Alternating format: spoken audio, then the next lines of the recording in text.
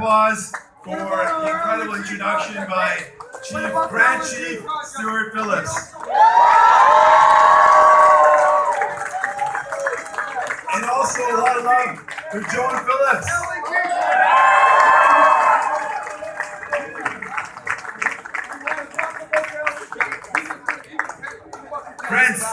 Friends, first of all, make sure everything's okay. No one should be hurt, everything should be okay. Let's just keep it cool. Everything's okay. Let's keep it cool. Listen, we'll do that. We'll talk, but it's just not a good idea for what you're doing right now. Just keep it cool. Just keep it cool, brother. Just keep it cool. It'll be okay. It'll be okay. Friends, that's okay. Things are gonna happen sometimes. People are passionate. It's okay. We got love for everybody. It's okay. So friends, we're gonna talk about climate crisis because it's incredibly important to me. Something I care about very personally, very passionately. And we'll talk about that. Friends, I want to just first of all thank you for being here. Thank you. It's pretty amazing to have so many people here. Merci infiniment d'être ici. Merci infiniment. C'est vraiment encore un honneur d'avoir beaucoup de monde ici. And I think we're just getting that smooth drinking sorted out. Okay. Don't worry, it's okay, folks. Don't worry. It's all right. You see that?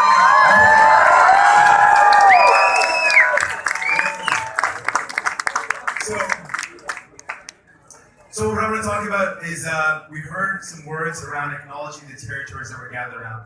For New Democrats, we of course acknowledge the territories, but we want to go a bit further. For us, it's not enough to just acknowledge the territories. We also want to acknowledge the injustices the communities have faced, the historic injustices that Indigenous communities have faced, and the ongoing injustice they currently face. And that when we acknowledge the territories, we also want to acknowledge our collective responsibility to make sure that we remedy that injustice once and for all.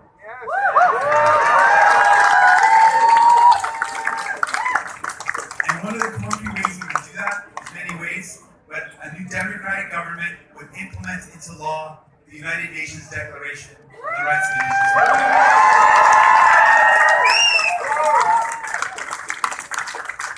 Friends, I want to talk to you a little bit about what's going on in this election. The people that I get to meet. People who are worried about the future. Young people who are worried about our planet and worried about the environment. They're worried about their future. I want to talk about families that can't find housing.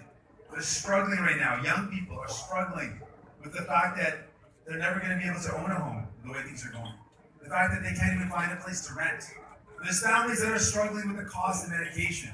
Millions of our brothers and sisters, millions of Canadians cannot afford the medication they need. And when faced with all these worries, people are struggling under the weight of high bills, of the rising cost of living. Things are tough for a lot of people. And those people cannot wait 4 years.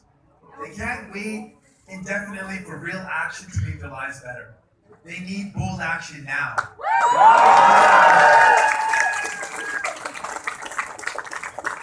And so for me, when I look at this question about bold action now, what does a government do? A government should act in the benefit of people. So I think about how government works and how does it deliver the services, but it's also a question of who the government works for. And I ask you to wonder, over the past years, who has the government been working for? Has it been you? Has it been people? Now, I want to give you an example. Mr. Trudeau, over the past 4 years, he hasn't been working for people. He's been working for those at the very top. He's been working for the wealthy. And I want to challenge that. When it comes to families that are struggling with the cost of medication, Mr. Trudeau worked for the pharmaceutical companies and the insurance companies. He didn't bring down the cost of medication. He protected the profits of the pharmaceutical and lobbyists and the insurance lobbyists instead of the people who can't afford medication. When it came to cell phone bills, we're paying the highest cell phone bills in the world. And instead of working for families, Mr. Trudeau his government met with the telecom agencies, their lobbyists, and continues to work for them, keeping the bills high, the highest in the world. When it comes to fighting climate crisis, instead of ending fossil fuel subsidies and looking young people in the eye and saying, I'm going to fight to make sure young people have a bright future. Mr. Trudeau and his government continue to meet with the oil and gas lobbyists and work for them to continue to subsidize oil and gas, to exempt the biggest polluters. They're working for the powerful. Again and again, we see that Mr. Trudeau is not in it for you. He's not working for you. He's working for the powerful and the rich. And then Mr. Scheer. Mr. Scheer talks about... Well, Mr. Scheer talks about tax cuts. But what he's going to do, he's going to cut your services. He's going to cut all the services that you need. Your family needs to go to the hospital. He's going to cut funding for hospitals. He's going to cut funding for healthcare. He's going to make your life cost a lot more. So the Conservatives promise a couple extra dollars, but then they cut all the things that you need, all the services that you need, all the services in healthcare that your family needs. They end up cutting it, and it costs you a lot more. Now, Ms. May, she's going to present an option, but the reality is she's been open to propping up a Conservative government. That's not going to make life better for you. Now, these are what the people are going to say out there. And I want to say to this, you don't have to choose these options. You're not stuck choosing between the Liberals and the Conservatives. Because they're going to tell you this. They're going to say in this election, you've only got two choices. Right? Liberals are going to say you can only choose between us and the Conservatives. The Conservatives are going to say the same thing. It's between us and the Liberals. They take you for granted. They're taking your vote for granted. Absolutely, we do.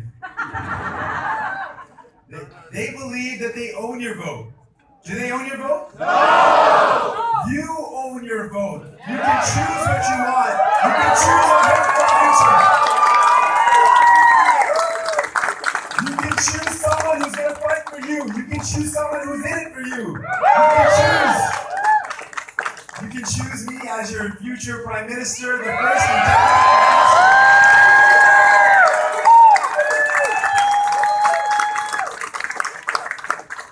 So I want you to know you've got a choice. But in this election, it's clear that Canadians are going to make a choice. And I'm running to become your Prime Minister because I want to make a brighter future possible. But whatever happens, whatever the choice is, I want to make sure that Canadians win. I want you to win. And so here are 6 priorities that we're going to work on. We want to make sure that families that are struggling with the cost of housing know that with you Democrats, we are going to make housing more affordable. We're going to make sure you can find a home. We are going to invest in healthcare, and that means that everyone in our country will get access to the medication they need. In our plan, it means that if you need medication, you should use your health card, not your credit card.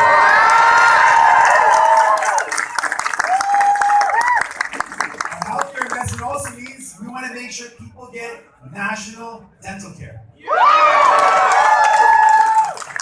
Our plan is going to cover over 4 million Canadians with national dental coverage. That means that they'll have $1,240 of savings for an average family. That means families that can't afford dental care will get the dental care they need. You know, we've seen that our cell phone bills are really high. How many people feel like their cell phone bills are so high? They're so high. But what we're going to do is we're going to take on the cell phone companies and we're going to put in place a price cap so they can't charge us higher than the average OECD.